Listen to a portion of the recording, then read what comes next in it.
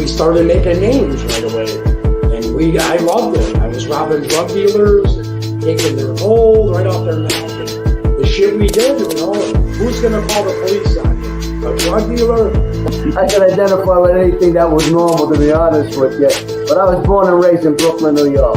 Yeah. 99% of the time, you're going to disagree. Just like the Donnie Brasco situation with Lefty. Yeah, because the reason why, they figure it this way. You brought this guy around, he ratted on everybody, now he ratted on you. You might turn around and join him and rat on us, so if we get rid of you, there's no connection between there and there, and they get rid of you.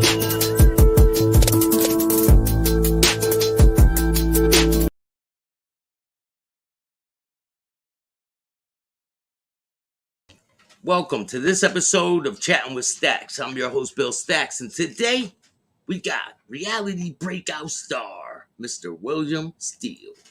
What's up, man? How are you? What's going on, Staxx? How you doing, man? Good morning. Chilling, man. All right. So, we had this set up. What's up, Adrian? We had this set up, man, but I haven't been feeling good. Maybe I got the Rona or something. I don't know. I got to get tested for it, man. I feel all congested and shit. You got to get on those meds that tell you not to take. I got the first thing, and I was like, I'm not doing that, man. I'm not. They wanted you to keep getting them, and I'm like, nah, I'm not doing all that. Fuck that. Too much. They got stuff they don't want nobody to know about that cures it, knocks it right out. And my understanding is ivermectin is one of them. So. Well, they try to push a lot of this stuff on people. I'm not into all that, man. I just want to, Yeah. Like if I'm sick, you just get over the sickness. I don't need to take a bunch of government medication. Right. You don't know nobody knows the full agenda of all this yet. So no, you don't know what all that stuff's gonna do to you and things. And I'm good, man. I'd rather just be just get over the sickness. If you're sick, people get sick, man. You get little colds here and there. You get the flu. It's normal, but I don't know. I think they take it overboard sometimes, That's right. But anyway, man, we're going to talk about your story, and you got a pretty crazy story. A lot of people just see you on the show and they think that's all you're about. Like, they don't know the before and everything you've been through to get to this point. And that's why I want to shed a little bit of light on who you were before all of this. Reality star. Were you like a different person, do you think? I pretty much stay the same. I'm consistent no matter what. So as you know, from Brooklyn, New York, grew up in Brooklyn, and my mother was mentally ill. So all my life, I've kind of been in defense of her, with situations in the neighborhood and with kids growing up, and so I really took a disliking to people that prey on women and children and the mentally ill, especially. And so I grew up wanting to be this James Bond character to be able to help people for good, And I took a class in trade school in Manhattan. It was the New York School of Locksmithing back in the early 80s. And I wanted to become a locksmith, alarm technician, and all this stuff. Well, not long after that, I was still doing a little dabbling here and there, a few illegal things, but not really. I was trying to stay mostly legit. And anyway, a friend of mine died. I tried cocaine. I don't drink. I don't smoke weed. I got on coke. How old were you? At that time, I was 22. So what was your first experience getting in trouble with the police or anything like that? Oh, man. Well, in New York, it probably starts in my neighborhood with everybody getting in trouble for graffiti on the trains. I used to tag the trains. So at 9 years old, and then brag about it, right? Go brag about what you did. You're like, oh, go look at that. We're walking through the train yard, and this guy looked like an army soldier or whatever, came up to us, and he was an undercover cop or whatever for the trains or transit authority, whatever you call it in New York. And so I had to clean trains on a Saturday afternoon. But when they saw I was 9 years old, and I was probably about 4 feet tall at the time, they just said, look, sign here and leave. We're not going to make you do any work. But yeah, that was our first thing. And then I stayed good for several years, But so that was the first thing, the spray, the graffiti. Anyway, so I got on coke, and then I started perverting my skills. I was in real estate for a while. For Century 21, but I started using my skills in locksmithing alarms to start committing burglaries, very high-end burglaries in New York, South Florida. And so I got in and out of trouble for that. I was trafficking cocaine, kilos, guns from from South Florida to New York mostly. And I was involved with all that stuff, during the 80s, early 90s. Yeah, And but so did you catch cases in between this? Did you get arrested in yeah, between? randomly, just different things that came up, but it was New York was a different time back even in the 70s, even in the 80s, where if you got locked up in the city, man, it was no big deal unless you killed somebody or raped somebody. And I didn't have anything like that. So usually we're in and out, like, desk appearance tickets, stuff like that. You didn't really stay in trouble. So I think when you get in trouble in New York, you get this mentality like there's no consequences. So as soon as I got locked up on Long Island in Nassau County, holy crap, if you come from the city committing crimes out there, there's consequences. So I ended up going to prison in New York for a few years, got out, went to South Florida, started doing the same exact thing I was doing. And, it just went from there. So I ended up escaping from prison, ended up in a supermax because of my skills. They sent me to another state, a whole other state as an extreme escape risk. What was your what? So they said you tried to escape, or you did, right? So can you I did, explain yeah. that situation? Can you It, explain it? it, it was nothing fancy, man. I was on a work detail, but if you're in Florida, if you walk off a work detail, it's escape is escape. It's not absconding. It's not a disciplinary charge. It's escape, and it carries up to 15 years. Just like so in Connecticut, if you're on parole, right, and you take off, it's escape. They consider Right. it escape, and you get 5 years for it. Even if you're on parole, wow. Yeah, Yeah, if you're on parole, you're considered DOC property of the DOC. So if you escape, if you leave, they yeah. consider it escape. It's crazy. I had nonviolent charges, so I was a little cocky because in the 90s I did time in Florida, and I was at lower level facilities, like work camps they call them down there, and then I was at work release, and I used to leave all the time. I used to take off and go, meet a woman or whatever for a few hours and come back before count time. So technically, I escaped dozens of times, but maybe more than that. And so years later, when I did the other one, I didn't come back. And so I knew I wasn't going to come back. I had a death in the family. Nobody told me about it. I was going through a lot of shit mentally. I wasn't in my right mind. But anyway, I do regret it. I'm not trying to glorify my past. Today, as you know from my books and my platform, it's really about telling my stories, helping people. I have a show like you, as William Steele, True Crime on YouTube. I have a TV show on A&E. And my platform really is about helping people. I want to put people on who are wrongfully incarcerated, people who have somebody murdered and they can't figure out, they want to put some spotlight on a missing persons case or a murder case or something like that. We're working with a lot of crime victims now, working with attorneys to try to help people put spotlight on wrongfully convicted people. Um, Shout and out to Jay Burton and Joseph P. Langdon. I just introduced you to him, and I'm trying to get you guys connected because he's in a similar genre. He likes to help people. He did a lot of time in prison, and you guys would be perfect to link up and yep, expand, broaden your horizons. You know what I he, mean? he actually reached out this morning, and Joseph Langton, shout out. Nice to meet you. We'll connect. But yeah, he did time in a sister prison, Supermax. He said he did time in Red Onion in Virginia, which is for the worst of the worst. And the sister prison to that is Wallens Ridge. HBO made a documentary about Wallens Ridge, where I was for 4 years. They made a documentary called Up the Ridge, and they were killing people left and right up there. Yeah, 23-1, Death from 23-1. He been up there, I think. Yeah, I've heard him talk about it before, and yeah. The yeah. two prisons are identical. They're just a few miles apart in the western part of Virginia. And my experience is I got there, and of course, everybody realizes I'm a law clerk and they want my help for one thing or another. And a lot of the black dudes were saying, hey, they're real racist up here. They're killing people, man. And, can you help me with this or that? And, I thought, be honest with you, I thought, they're playing a race card. I'm like, okay, whatever. I'll help you, if you want some help. But then I started seeing it, man. My whole attitude changed. When I saw it up close and personal, that they were getting victimized on a very high rate by staff. What kind of things would they do to him? What kind of things would they do? One time we were locked down, and some guy, he didn't get to his cell quick enough. When you come in, they let you in. I think it was 12 cells at a time. And he either misdirect, whatever it was just a few seconds late on something. And he was pretty humble. He was a pretty humble dude, man. And he said, CO, man, I'm sorry, man, please let me out. I missed it by a second. He said, no. And so, he didn't really get mouthy with them, but they boosted it all up because a lot of people were at wreck and they thought there'd be no witnesses. I had stayed back that day. And so they told him that, chain up. They put him in a black box and the leg irons and all that. And then he was on his knees when they're doing all this. So then they told him to stand up. And there's all these officers around him with a camera. They're holding the camera. Plus there's cameras and there's dogs around, you know. So they're holding the camera. And all of a sudden, one clearly a few cells from me tells this guy to stand up. He started standing up. The other one grabbed the leg chains and jerked him up and made his face smash and busted his whole face open. And he goes, man, you told me to stand up. And I yelled out. I said, you told that man to stand up. And they spun around to try to see who was yelling out of the cell because I would have probably got it next. But probably.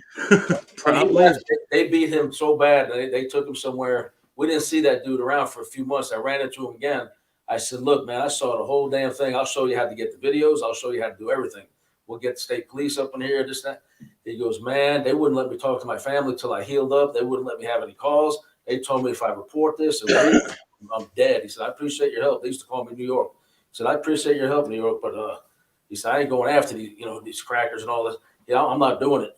He said, man, it's hard, man. It's really hard to buck the system, as they would say. Yep, and they claimed, I think he started the process, and they claimed that the cameras and the unit and the handheld all were not working that day. Yeah, of course, man. There's always something, They control it. We were talking earlier, and I was telling you how when I was in prison back in the day, they were taking people from Connecticut and sending them down to Virginia, and some of them were getting killed. Yeah, I was aware of that. I got there and they were talking about a dude, and I ended up getting his autopsy photos where he was going home. He was a nonviolent offender from Connecticut. He only had, I think, a few months left. He was optimistic. Girl, family was there all standing by him. He had money in his account. Every letter was optimistic. He's dead with bruises all over him and a noose and a ligature mark around his neck.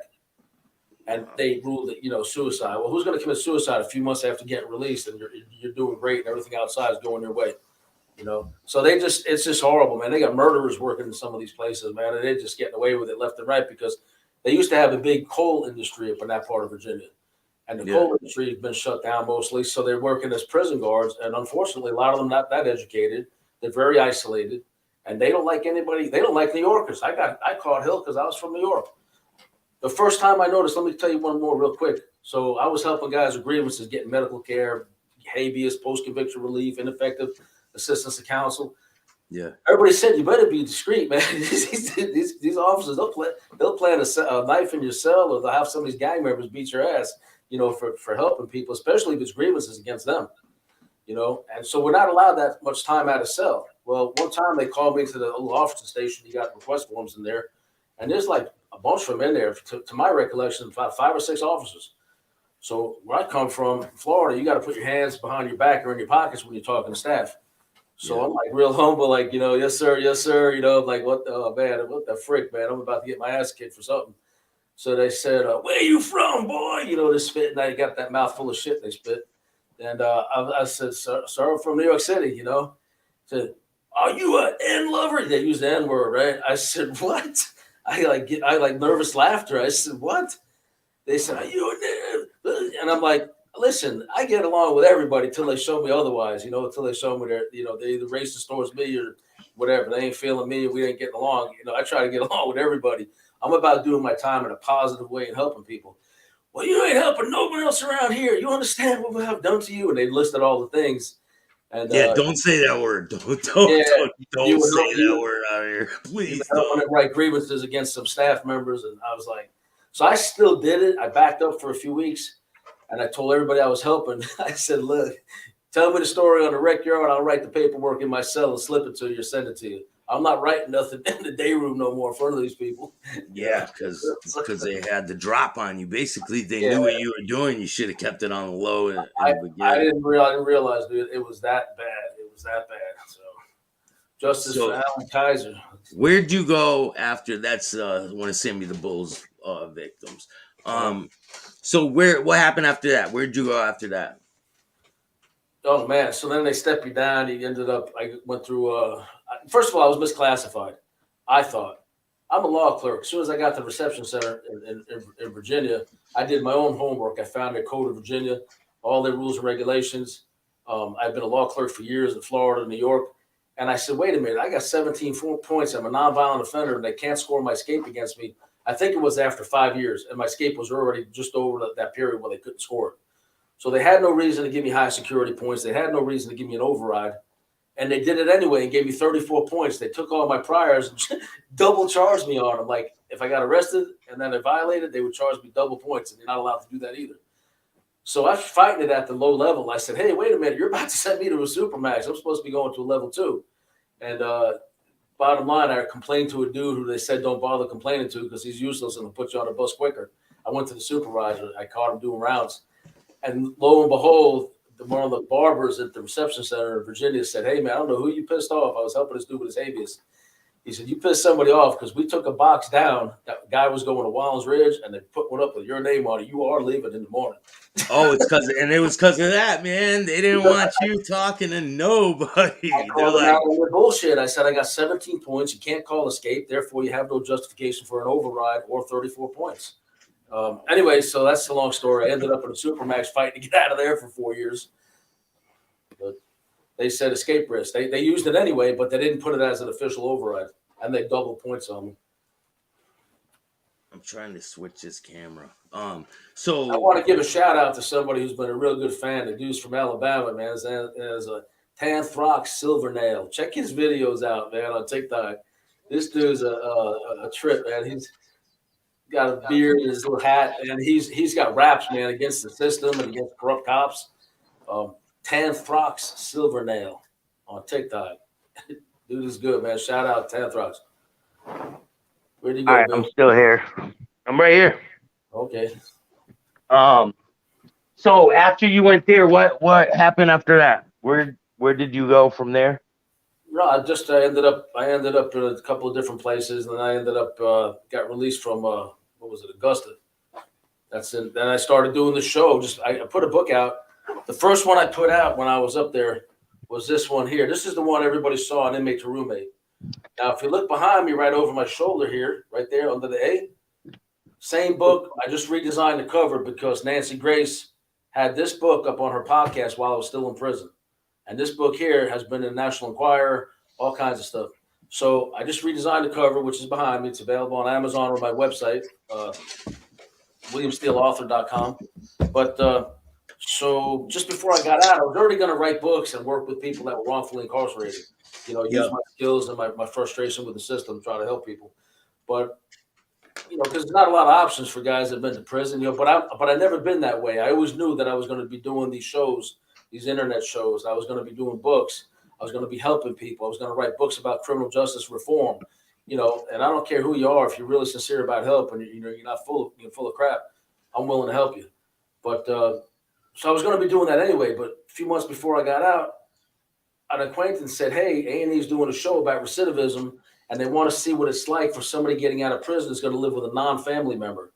Well, my family and I in New York and Florida had a falling out over inheritance, so we don't talk anymore right now. And how long into your sentence was this that they asked you to do this?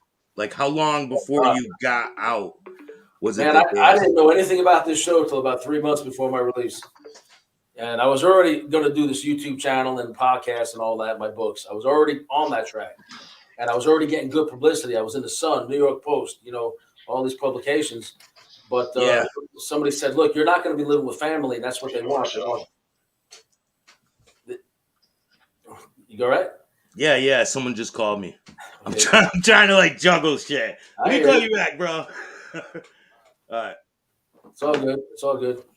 So, I ended up getting offered this show. It's really supposed to be about showing how recidivism rates decrease. Well, they increase when there's substance abuse, alcoholism, or unstable housing upon release. So they wanted to see what it's like when you live with a non-family member.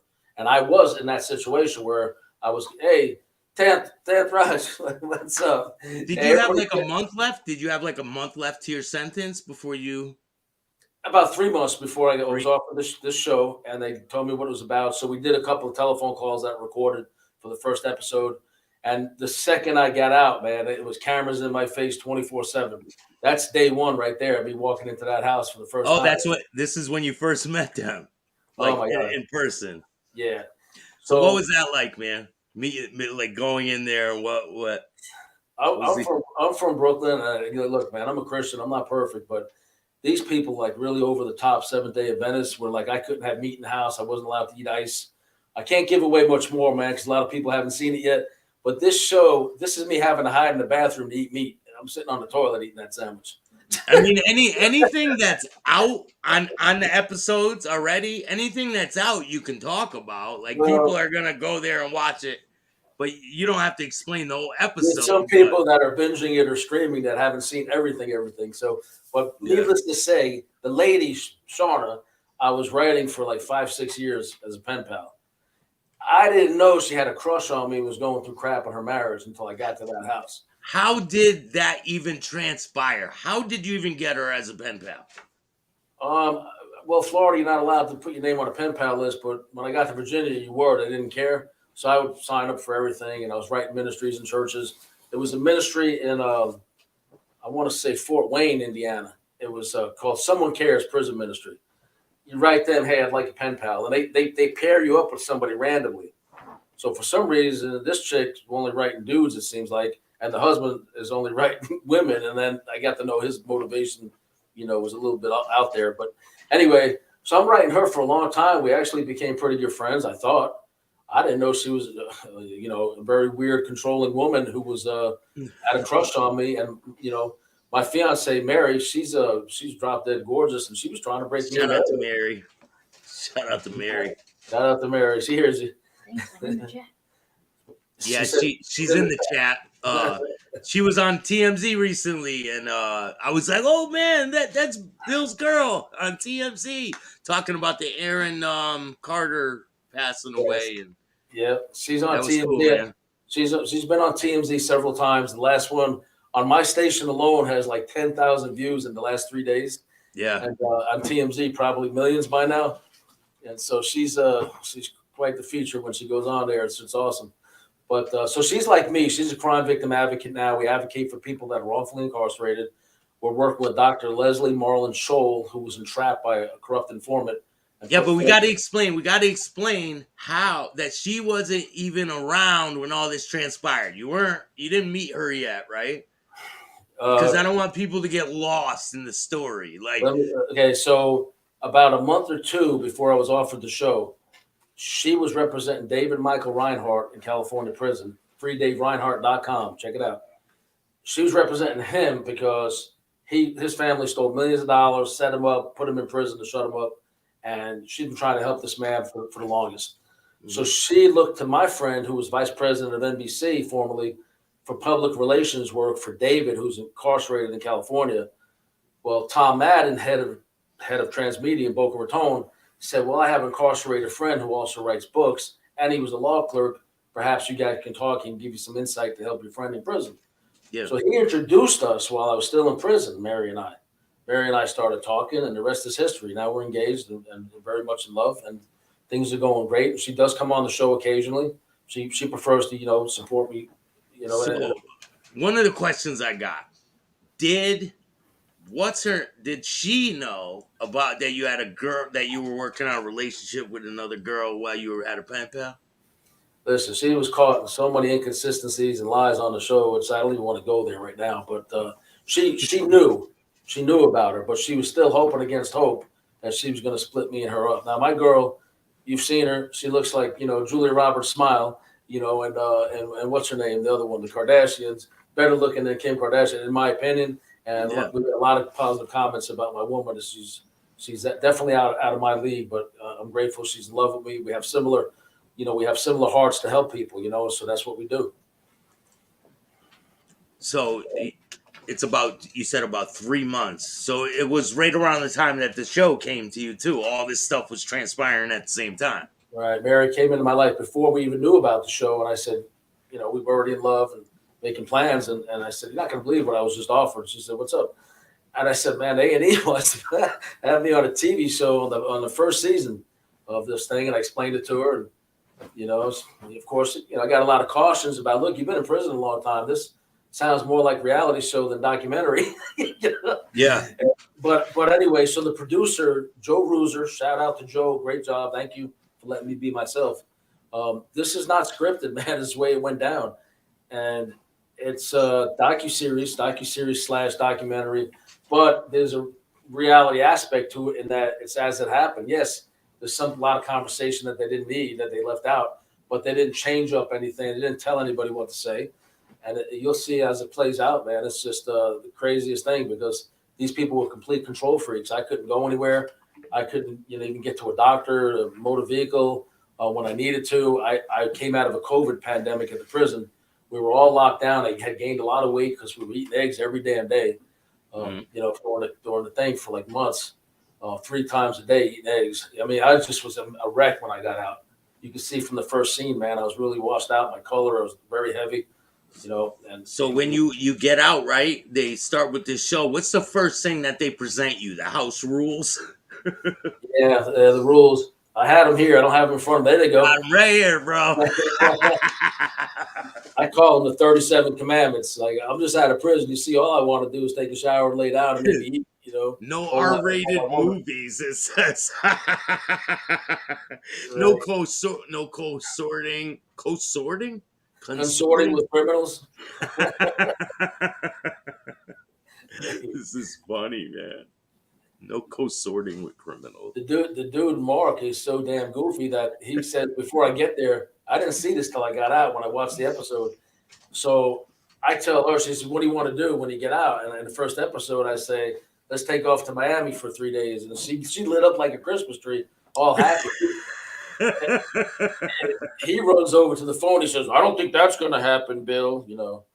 So they were going through some stuff in their marriage anyway. But she was wanting me to get her away from him and go to Hawaii and all this nonsense. Thought you were gonna be the saver, right? Like swoop in and save her. I guess, whatever. But yeah, so that she tried to keep breaking Mary and I up and being really mean to her. Mary was dealing with a leukemia diagnosis at the time as well, so we were dealing with that. And these people are in the medical field and didn't give a damn about her or the fact that her stepfather had been murdered out in California. And she was going through a lot of drama, man. And these people didn't care. And I'm like, you guys are Christians and you're treating my girl like shit. And I don't freaking appreciate it, for real.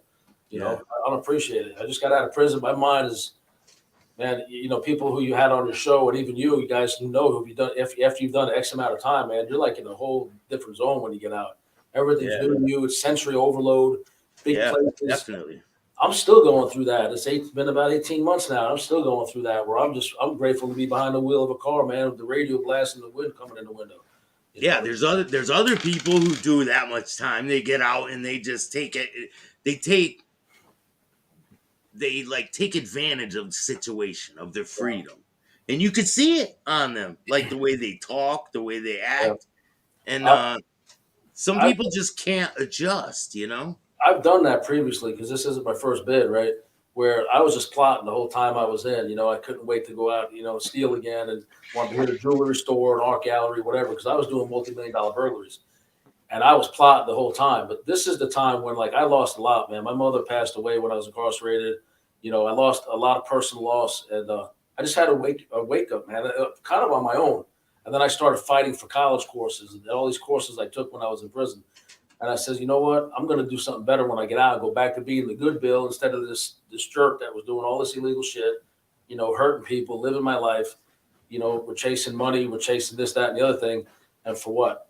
And you're like your mother passing away while you're in prison. That's huge, man. That's like you can't get that back. Like you can't get that you weren't there, My sisters told her I was dead. They didn't even tell her I was incarcerated. And they did that. Like I said, I forgive them, man. But, part of me is almost unforgivable. You could tell a mentally ill woman that her son, who she's like this with, has bad credit, so you can take her money. I mean, that's pretty slimy. So this is what I was going through. And I said, you know what? Let me just avoid my family because they're so damn creepy, man. They probably have to do what they can to lock me up just because they're terrified of me. So because they know I used to run with guns and machine guns and silencers all the time. There you go. So they were probably a little worried about you, man. They said the first rule is blink 3 times a day. 4 times, take out the blink eyelashes, loan it to the bank. What is that? What is he saying? Or if he takes out an eyelash loan from the bank. That was an eyelash loan. He's snapping on the rules that were on the wall. Like the rules were going over the top, So where does this mafia boss of Elkhorn come into the play of the whole Oh, the whole yeah, yeah. situation. Where does he come in? The cornbread Casa Nostra. So Charles Ray Yeah, Smith. Charles Ray, cornbread Cosa Nostra. I think he's in the JC West Coast mob. he's currently on house arrest looking at 120 years. So this clown posed as a friend when I first got here. I saw him, he's got a nice car, jewelry everywhere. And for this area, like, I'm in the Midwest in Elkhart, Indiana, all cornfields, the closest thing is Notre Dame University. That's a few miles away. That's cool. I've been there. I went right by there. So when I went out to Minnesota, we drove right by the university, all that stuff. And I seen all of it. I got video. The big industry around here is the RV industry. They make more RVs around here than anywhere else in the world. And just like thousands of acres, probably, whatever, RVs everywhere on lots around here, all kinds of factories. Anyway, so the play area is kind of booming. So this guy, I tell him the story. He pulls by in the car. I said, look, nice car, man. And he backs up and he goes, what do you say? I said, you got a nice car. Is there a problem with me complimenting your car? He said, oh, I got many more where this came from. And he starts telling me what he has. And he owns Air Force military bases he bought. He showed me paperwork on his phone. I said, well, look, dude, I just got out of prison, man. I'm going to keep it real. I write books, true crime books, and I have a TV show on A&E we're filming right now. He said, well, I like helping people that get out of prison trying to do the right thing, man. Here's my number, So whatever it was, we exchanged information, and he lives in one of the biggest mansions in town. Turns out he's a con artist and is a possible suspected serial killer. Now he's admitted to killing his girlfriend because she became a witness against him. But so he tried to sell us a house he didn't own. He tried to sell us a house he didn't own. He tried to sell my fiance a fake cure for leukemia. And so we did a show about him. But anyway, so a bunch of the victims went to the FBI, and he finally got charged. But he's been ripping people off here forever. Yeah, but so hold on, slow down, because you're going way too fast through the shit. You're like trying to blow through it.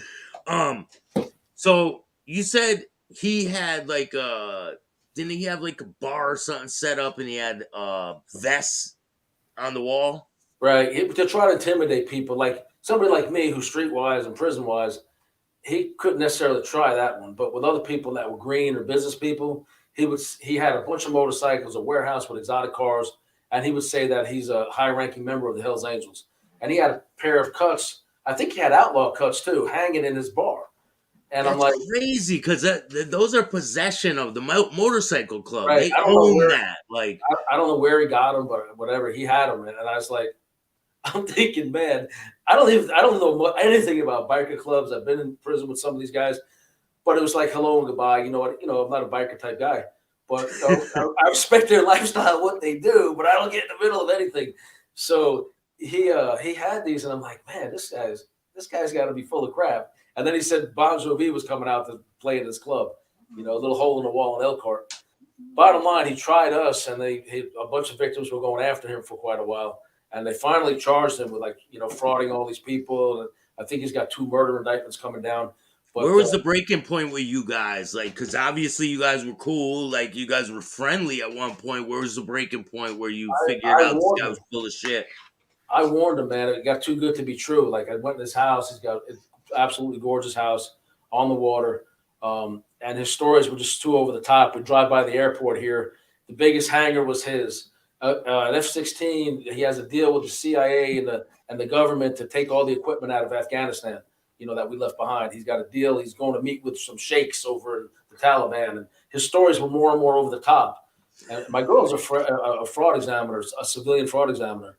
And I said, Look, check this guy out. Give me everything you can, because his story is just too much over the top. And I warned him. I said, listen, dude, I was a law clerk. I'm from the streets. And not necessarily from the streets, but from New York. I've heard it all. If you're bullshitting me, you're going to come to regret it. Don't suck me into your drama, man. I'm on parole. I don't want any problems. I'm trying to stay, keep my nose clean, So this is rule number 5. You got to chew counterclockwise at the house rules. You got to chew counterclockwise, bro. Number 6 is acknowledge the rule number 6 exists. Rocks, I saw his rap. He put up a rap today on TikTok about some corruption in the jail in the town he's from, where the officers there allegedly raping women in the jail. They're chaining them up and raping them on a regular basis, and he's got personal insight about this. And he's putting these people out there. I give you a lot of credit for standing up to him, Panthros. Just don't get yourself in trouble or That's set up pretty with. crazy. Yeah, I'm standing up to Sammy the Bull, man. I don't care, man. He has no remorse, and I'm gonna expose him. And I don't care. You're not my boss, man. Knock that shit off. Hey, look what he wrote up there now, Panthros. Rule number 7: I'm permitted cookies and milk, but not milk and cookies. Yeah, yeah, not in that order. Hey, what did Dr. Scholl say? We're helping him with his wrongful conviction. He said, yeah, he threatened me. He threatened to kill me. I told authorities that he had stolen 800K certified checks. Dr. Scholl there is a dear friend of ours, Leslie Scholl. Guys, go to Facebook and follow him. Look, he was a doctor. He had medical clinics, 19 years emergency room physician. This guy, Charles Ray Smith, stole from him and then entrapped him with a fake murder for hire, sent him to federal prison for 13 years, took his guns, his machine guns, his silencers, kept the guns, sold them, and then turned all the automatic weapons and silencers, which were completely legal for the doctor to have. He was a drug collector.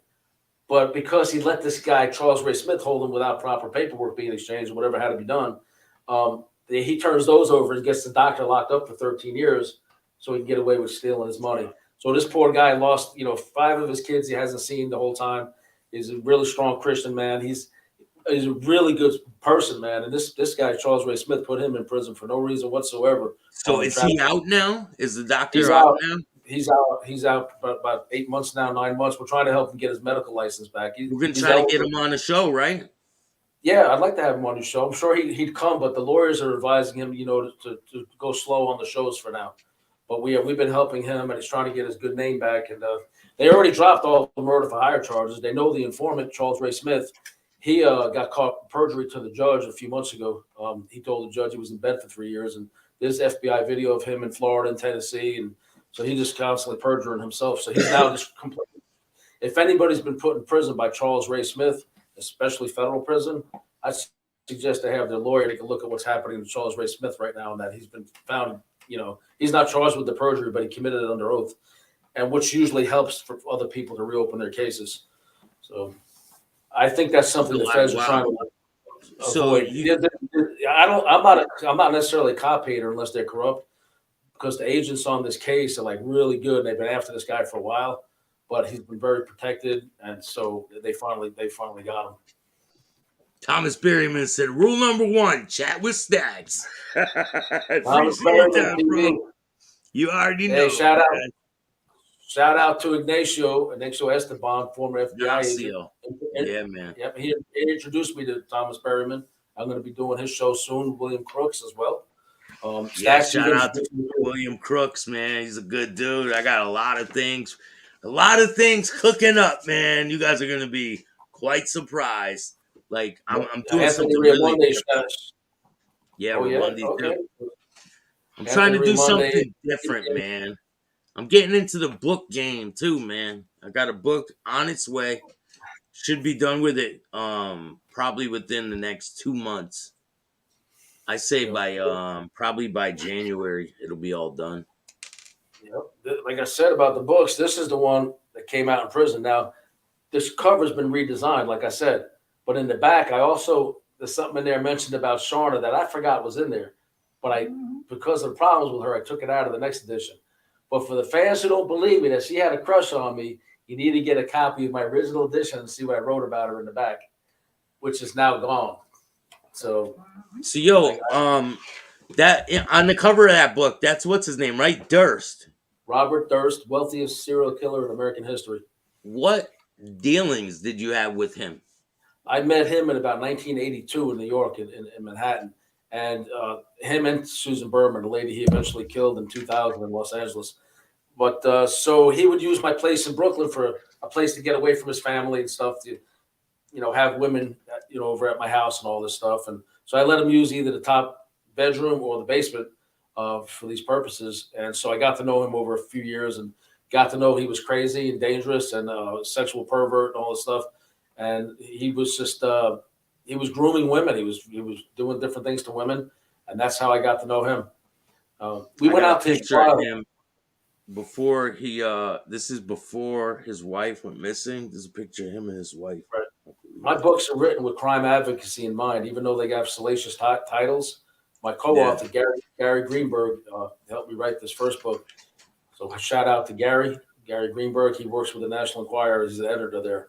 But he's done true crime books before. And I got to know him in prison because I found out a guy was being set up for a crime he didn't do.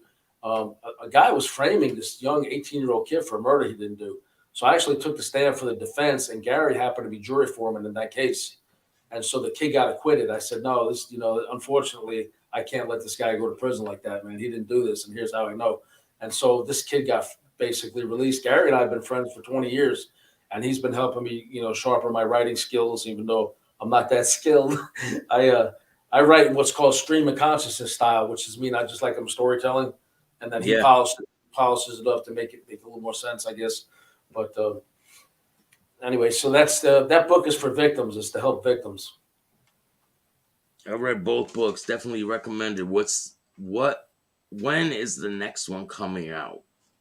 Well, as you know, Les, the next ones are going to be, one is about criminal justice reform. Then I have two others. One is a Christian version of my book, like a testimony book about my faith journey, through the system, in and out of trouble, and what my faith has meant to me to get me a little more stable and have a better focus on, my higher power. And the other one is more of a secular book about my life and some of the things I've done and how I've turned all that around to try to help people. Now I'm knowledgeable about the system and the laws. So there she goes. That's my baby, Mary, my fiance. Post the link, please. Post the link for what? The book? It's inside the chat, man. I mean, it's in the description.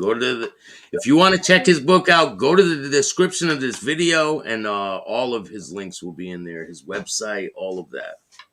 Two books Go out there. so far. They're on Amazon. Click William on Steele. It The will second go book. there. The second book you see over my shoulder here, on this virtual. I'm getting used to which way to point. But so that's my second one. It's called Ghislaine, Sensational and Impure. It's about Ghislaine Maxwell. I knew her briefly as well, in a whole different time period. And She's still in prison, right? How much time did she get? I think it was 20 years, but she's like just turned 60 or something. I think she's getting ready to cooperate because the feds let them cooperate at any time during their sentence. They can come back and get out on cooperation. But if she cooperates, wouldn't she have cooperated before this trial or all that even happened? Because no names came out in the trial, like none. I think that she thought her lawyers, her millions of dollars of lawyers, were going to get her off the hook. But now, a woman aging in prison, she wants to get out of prison, so she's not trying to stay there. But she's got dirt on the Clintons and all these other people, and I'm sure she can use it. What do you think is going to be the outcome of that? Her, unfortunately, probably getting murdered because everybody connected to these people who goes against them ends up dead. So I've written some things that kind of blew back on me already. So you got to be careful with the Clintons, especially, allegedly, supposedly, and all this nonsense. But, it's a dangerous thing to do. Have you reached out to her in prison? No, I don't know. I'll have to talk to my girl about that one because she said, why not? She said, go ahead and do it. I guess I could write her. I've been writing some erotica for the past few months. Got to make something for the queens. All right, Tantrax. Here we go, man. So welcome, Mary. So what's up with the show, man? What's next with the show and the direction the show's going in? What's next with that? All right, so the network is thrilled because this show, Inmate to Roommate on A&E, quickly shot up to, I believe, the #2 reality show in the country. If you take out all the football-related shows, if you take out all the weather-related programs, because they had the hurricanes and the football, this and that, it comes in extremely high. There's thrill. I have millions of fans right now, and there's several fan pages set up, and it's just overwhelming. I'm very happy about it. So comes next. I can't talk about it, but there is some talk. I have fans like banging down my door looking for more of Bill, more of me, and more of season 2. So whether it's going to be a spinoff season 2, There's nothing concrete yet, but I will tell you that A&E Network, Sharp Entertainment, shout out. Thank you for including me in this first season. And if I'm not in the next one, it still was a great experience, and I'm very grateful for my fans. Honestly, I think this show probably changed the projection of your future. You know? Yeah, in a lot of ways it has. You know, who wants to be famous for going to prison? But I think next thing I'm going to do is just try running for president. We might, check that out. Yeah, But you take all the negative things that have happened to you in your life, you switch them around and try to make yeah, that's a right. positive impact with it. And that's the reason why I'm on here, is to try to make my past right, man. Like, Right. I mean, it is what it is. Like, you can't go back and fix things, but you can be a better person going forward.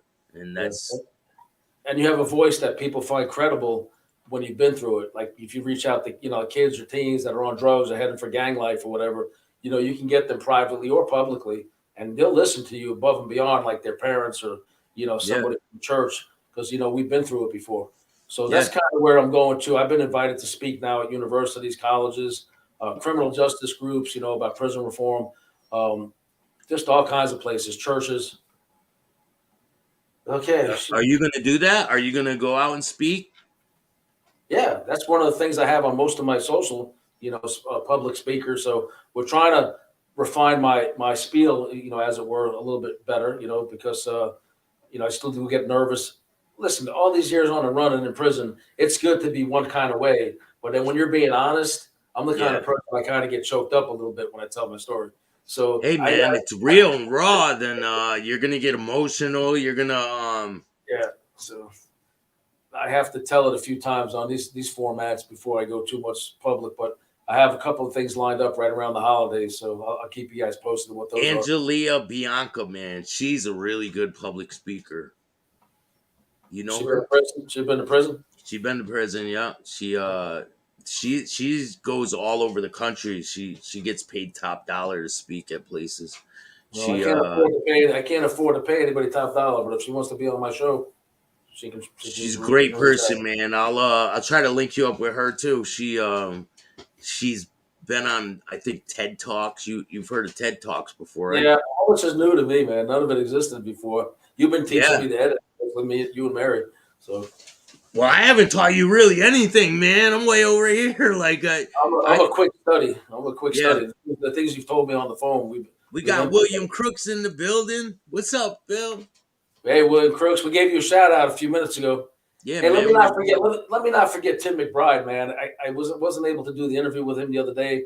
I love Tim McBride, him and Ignacio. You did a great interview with them. So Yeah. Tim, shout out. I know he's in California right now doing another interview. When you get back, you're on my show. Staxx, that's one of the hardest. Hardest thing is requires much Introspection, honest look at ourselves. Sometimes it isn't pretty. So in other words, the public speaking aspect. That's Dr. Scholl, Les Scholl, Thomas Berryman, 2V. That's awesome. Right. My dream is to write a book too. My advice to people who say right, because I could write a letter to somebody, be 20 pages long in prison. You guys did time, you know how that is. And you're like, shit, does this need another stamp? Yeah, you gotta. I used to. When you first get to prison, you don't have no money, so I used to write letters on the back of request slips and all kinds of shit like that, man. And then send them off. And then if it's somebody you love, you write these journals, So I just wanted to do a book about my life in general. And that's what I was doing. I had an A-list screenwriter telling me, a good story about Durst. But then the jinx came out about Robert Durst, and everybody was like, look, hurry up and put out a book about Durst because it's blowing up in the media. It was only going to be a little footnote in my book, like a few pages. Yeah. But it turned into a whole book, and the book's doing phenomenal. Victims. It's about victims, man. It's about helping Kathy Durst family members who still don't have justice because he was never prosecuted for killing Kathy in Westchester County because they don't even know where her body is. They never found her body. It's still an open investigation, I believe. Janine Pirro had multiple opportunities to prosecute him, and she didn't take them, and now she's super famous. And the family's worth in the billions of dollars, so there's no interest. And now Robert Durst died right after he was convicted in California of COVID. So under California law, if you die in custody while your appeal is pending, you're exonerated. So he was I know exonerated a few the months same ago. thing happened with Aaron Hernandez up here, Exactly right. man. Exactly right. Yep. I think it was a Massachusetts case, right? He killed himself, yeah, and Yeah. they overturned his conviction. Yep. So it kind of messes everything up with you know, the family and getting money and all this, but it's just a mess, Well, man. I encourage the civil litigation anyway, because think of OJ. He beat the murder rap, but he couldn't beat the civil. No matter what side you fall on that case, the standard as a law clerk, I will tell you, I'm not a lawyer. The standard to prove a civil action for wrongful death is way lower than to prove murder case. I forget how to articulate them right now, but the standard is less. It's much easier to prove in civilly that you killed somebody. So I encourage Kathy Durst's family to continue with the lawsuits that are pending right now against the Durst family and people that enabled him and against the Durst estate. Continue with those lawsuits. There will be auto. Is there audio book with your books? Well, that's something that a lot of people have asked about, and I don't really know how to do it. I've looked into it, and some people, especially fans of Inmates Roommates, suggested that I do it in my own voice, just read each chapter. You know, they You want should have them do it. Have the girl's husband do it. I love my books, but man, I'm kind of, it's like an artist singing the same song over and over. I kind of get tired of reading it after writing it for so. Yeah, but people will still like to hear your voice. It's your Right, story and your voice, you know. I'm right. gonna definitely have a voice um audio part on my book, and I'll be doing that too. Yeah, we started looking into it a few weeks ago, and then we got in a situation where some personal things came up that we're trying to go to New York and then California. Shout out to Ciro DePazio. You and I Yeah. did the first Yeah, week. the Mob King review, man. We were Yeah, one of the first people to see the movie, and it's a great movie. we are the first people outside of his people that are working on the movie to view the entire Mob King, and he just went out and screened it in Los Angeles. Evidently, has a deal that he can't talk about right now, but he looks like he sold it. Look, probably, I would assume it's going to be up on Netflix somewhere soon or It's in the gonna theater. be somewhere very soon, The man. movie was phenomenal. For anybody who wants to know, it leaves you wanting more. It's a crime drama by Ciro DePazio. He did time, turned his life around. Now he makes movies and he tries to help people. And one of the one of the times I was on a show, they sent me a video of them giving me a shout out from the movie set. Remember the scene where they're Yes, I do. I do. They were all around the table. yeah, they're Shout on the out, Bill boat. Staxx. Shout out, Bill Staxx. Yeah, they're on the boat, man. I That didn't know, was I thought that was in a club. I didn't know it was on set. yeah, it was on the boat when they were all in the boat towards the end of the movie. I'll play the clip right here. Yeah, I do remember that. It was about 3-4 months ago. You know Dave Icavetti with Club TV? Yeah, I've had him on too. What's up, Staxx? What's up, Bill Staxx? What's up, Bill Staxx? What's up, Bill Staxx? What's up, Bill Staxx? What's going on? What's up, Bill Staxx? What's going on, Bill Staxx? Chatting with Staxx. Yeah. You can't beat that, bro. Yeah. Yeah, look, he's got black and gold motif. I've got it on today. Homage to Mob King and Ciro. Yeah, man. Ciro's a great dude. I think they're gonna go very far, and he has other projects, man. A bunch of other ones that he's been working on. So I think he's one of them's called Silent Partner, the other one's Suitcase. yeah, suitcasing is called suitcasing. Yo, But, they call in Connecticut. They call them people who they usually don't like. They call them tree jumpers. Do they call them that where you are? in New York, we used to say that the tree jumpers, the chomos, and all that. Down every state's a little different, man. I think a lot of what they said down there was like chomos. Or here's the thing: in New York, I remember they put those guys in involuntary protective custody. It seemed like in Virginia and Florida, they put them right in population with everybody, unless they asked for protective custody. Because I don't know. they want them to get, I don't know, like I don't know, but they click up and they're all playing Dungeons and Dragons and they're creepy as hell, a lot of them. And so, yeah, man. what did I say, David Conner? And if people don't know, I'm going to be doing an interview. You're going to be interviewing me about my past. And that's going to be soon, but it's going to be a pre-recorded one, right? Right, because I'm not as quick with you on throwing stuff up on screen. But once What I do you am, mean, man? We just did a live interview. That's it. I It's know, not. but I'm getting the hang of this. Oh, with the pictures and things. Yeah, I'll send you throw it some up as pic. we're talking. I got to put them in later and drive my girl crazy to help me with it. I'll send you some pictures to put in, like stuff like this. Okay, me in jail during Christmas time. who was that with you? Me and my mom. Um, Yep. okay, you look like a I young think man there. What you I was about about 15? I was about 17, I think. Okay. And this is before that. This is in the street.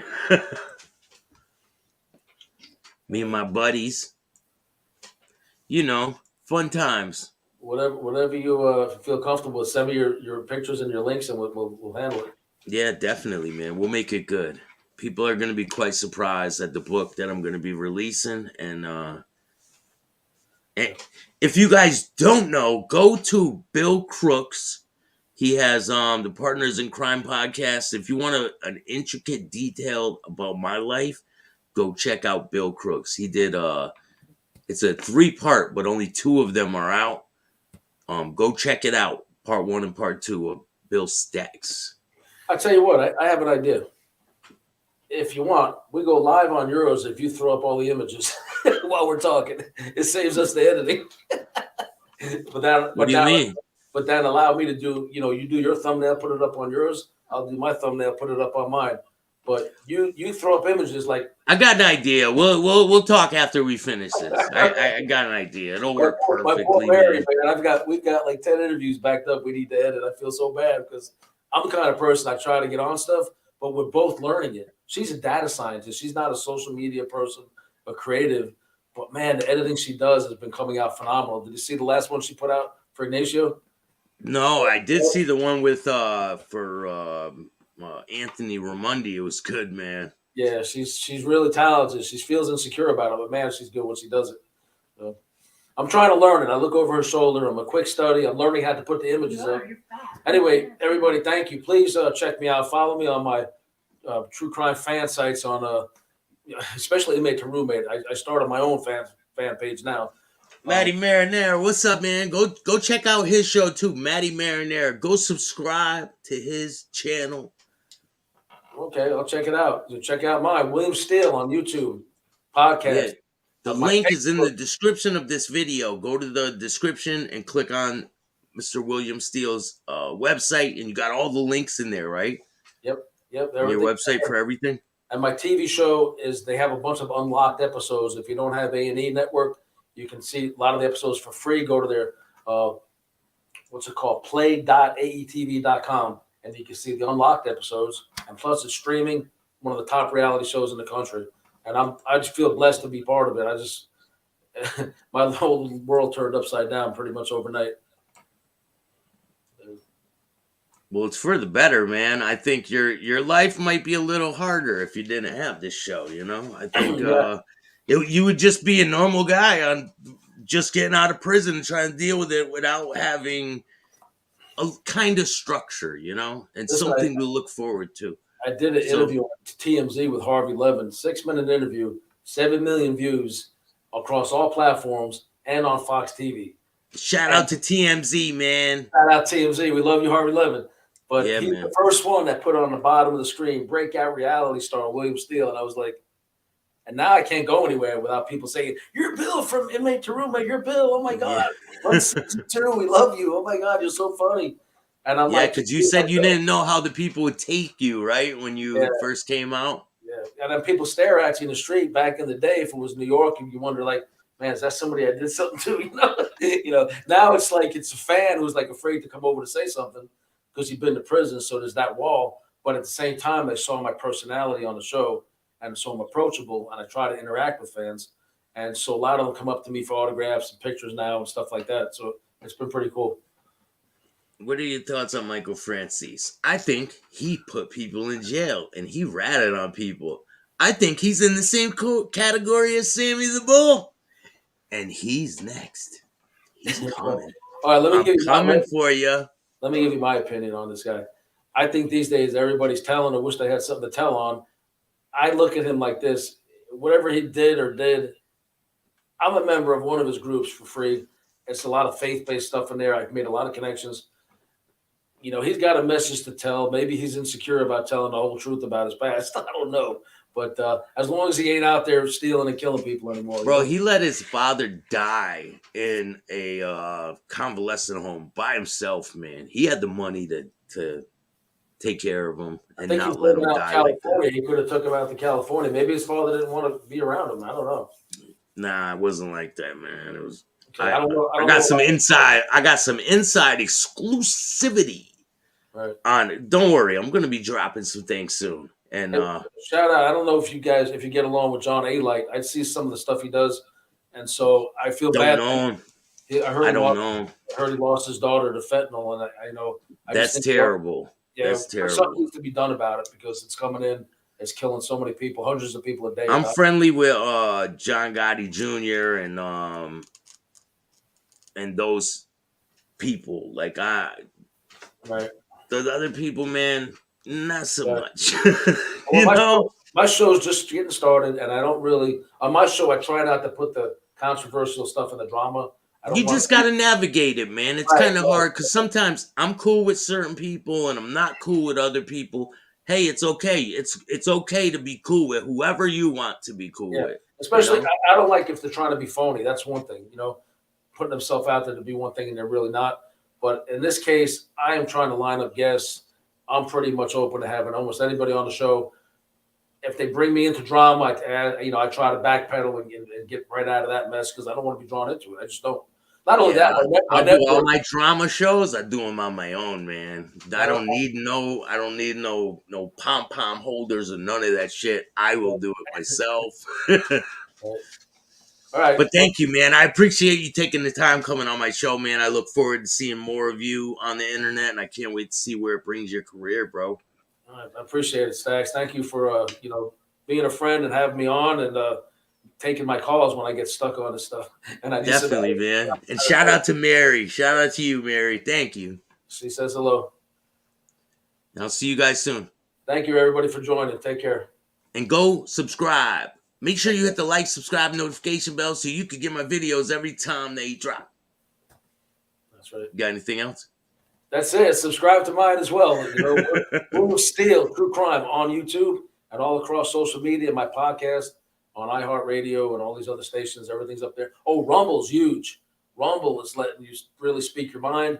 It's growing like crazy. Some of my interviews do way better on Rumble. Everybody join Rumble.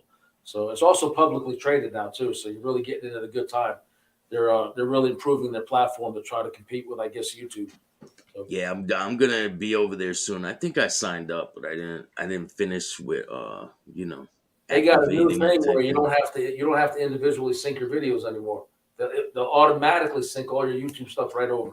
That'll be dope. So yeah, man, I'm gonna get on that. So definitely, man, hit the like, subscribe, notification bell. Go pick up his books and have a great day, everyone. Peace.